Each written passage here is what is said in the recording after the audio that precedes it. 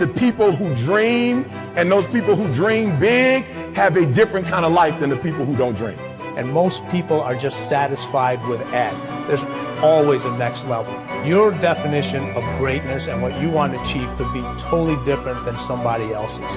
You know, we always say, no one wants to be first, okay, because they're afraid of the consequences that come with doing something first.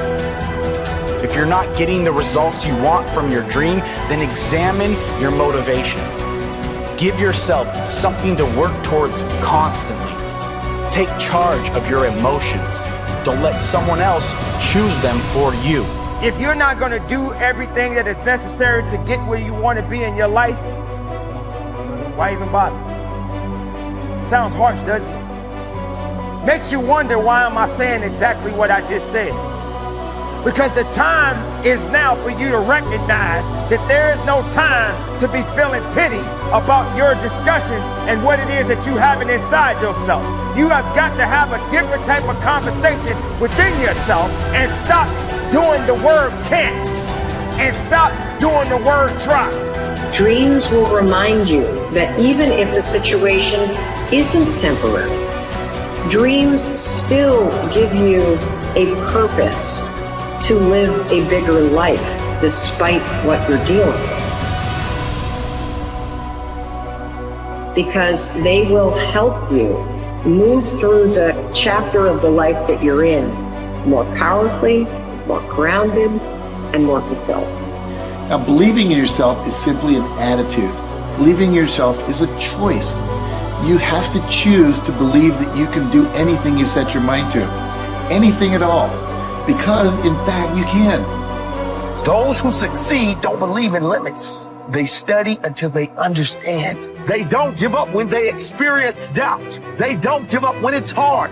They do not give up, full stop. They keep working hard, even if they've been rejected. They keep at it. They keep searching for new opportunities. That's exactly how you have to be. Life is hard, and you'll never get far if you limit yourself in anything you do.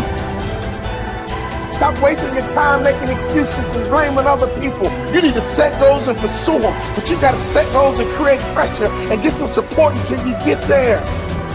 And the worst thing you can do is let yourself off the hook. And that's what excuses do. You let yourself off the hook. When you set a goal, when you have a dream, when you have a vision, don't you ever let yourself off the hook. And start now. Start believing, start dreaming, and create the life and the person that you really want to see. Most people go through life never discovering what their talents are. Most people never develop their talents. They have skills and abilities, but if you don't nurture them, if you don't develop them, they will never serve you. Your gifts can take you many places if you develop your gifts. Most of us don't like to do those things that come easy to us. I've always loved to talk to people. I decided, taking this advice, to develop my skills as a speaker. And my gift has developed and it's taken me many places. You have something that you brought to the universe. And that if you decide that my life deserves my developing this, what I do well, and becoming the best at it, and mastering myself, and seeing what I have within me, if you decide to drop your buckets where you are and develop your gifts, I grant you, you'll never ever be without. I grant you that your gifts will take you places that will literally amaze you. I grant you that if you begin to work to develop your gifts, you'll develop a strong sense of happiness. You'll get a larger vision of yourself, because part of beginning to get a larger vision of yourself, all of us need some area of our lives where we can have a feeling of competence. That people know when they think about this area, that's something you do. That you eat and sleep that. And that you do that. You do that. And people know it. And you know it. And you know that you know that you know this. If you don't know anything else, you know this. Can you tell I know what I'm doing? Oh, hell no. You know this. So you've got to work on it. When other folk are having a good time, you've got to have the strength of character to concentrate, to read, to digest information. If you decide in any particular area that you're concerned about, to make a conscious, deliberate, determined effort to read one book a month in that area, in 5 years, you'll be among the top 5% experts in the world. I read a minimum of 2 books a week. The average American reads only 1 book a year.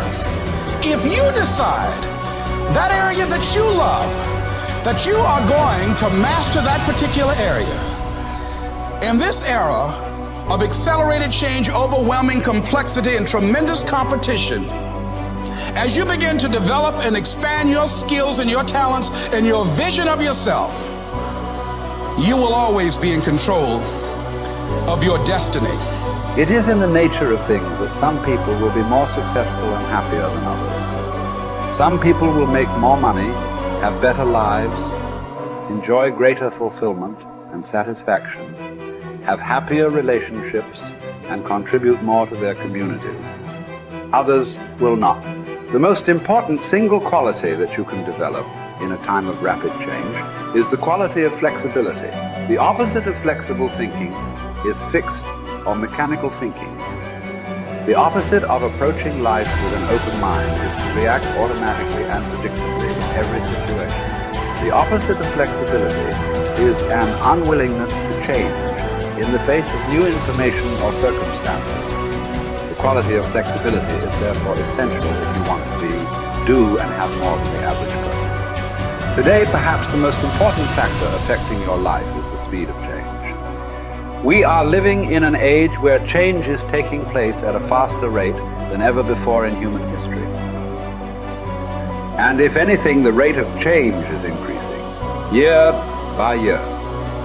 Change today is not only faster, but it is also discontinuous, not following a straight line, but starting, stopping, and going off in unpredictable directions. Change is coming at us from all sides in so many different ways that it is often impossible to anticipate what might happen next. By its very nature, change is unpredictable, often forcing us to scrap our very best plans and ideas overnight as the result of a completely new and unexpected development coming from a new and unexpected direction. As a result, we have to remain flexible in our thinking and in our possible courses of action. You must learn to say to remain flexible is, I made a mistake. It is amazing how much time, energy, and money is wasted because someone's ego is so large that they will not admit they have made a mistake, even one that is obvious to everyone around them. Once you say, I was wrong or I made a mistake, the issue is largely over. From then on, everybody can get on with resolving the problem or achieving the goal. But as long as a key person is unwilling to admit that he or she has taken the wrong course, everything comes to a stop. We have seen this repeatedly in national politics, where the failure of a single person to admit a mistake or blunder has led to tremendous waste of time and energy for everyone involved, and often for the entire nation. Here is the most important rule of flexibility. Be clear about your goal, but be flexible about the process of achieving it. Always be open to the influence of your superconscious mind. Remain sensitive to the possibility of serendipitous and synchronous events. Be open to ideas, inspirations, and input from other people. In the New Testament, Jesus said, you must become like a little child if you would enter into the kingdom of heaven. One interpretation of these words is that you must remain open-minded, flexible, calm, confident, and curious if you want to be able to recognize new opportunities and possibilities as they open up around you on your journey toward your goal. Resolve to remain flexible and open no matter what happens. Remember, there is almost always a better way to accomplish any task or to achieve any goal. Your aim should be to be alert and aware to what it might be, to find it and then to take action in that new direction as quickly as possible. This will ensure that you inevitably reach your goal, sometimes in the most unexpected and surprising ways. You see, you can have anything you want in life if you want it badly enough and are willing to pay the price. Now, the rules regarding the price of success are simple. There's just 2 of them. Number 1 is you always have to pay full price for success. And number 2 is you always have to pay in advance. Now here are some key points on goals, and please remember these. The first key point is that your ability to set goals and to make plans for their accomplishment is the master skill of success. The development of this skill requires continual practice and serious personal work, something that only the top 5% will discipline themselves to do. You see, setting goals is hard.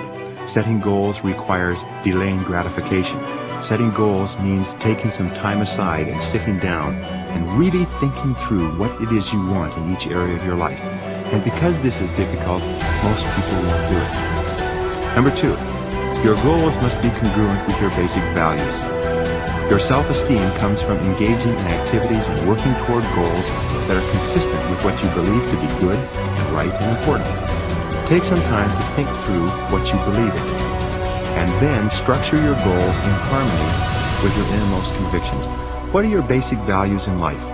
What would you live for? What would you fight for? What would you sacrifice for? What would you die for? What are the most important things to you in life? And are your goals, are your daily activities congruent with those values? Now, one of the things we know about high-achieving men and women is that they're very clear about what it is they believe in. And one of the things that we know about underachievers and failures is that they're very vague about what it is they believe in.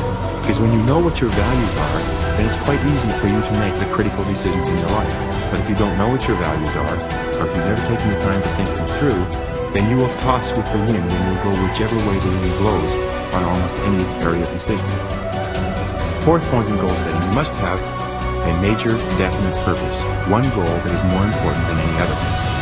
You can have many different goals, but you must have one goal which is number one. And many people ask me this question. They say, fine, well, can I have two major definite purposes? And the answer to that is no. There's a line in the Bible that says, a double-minded man is unstable in all his ways.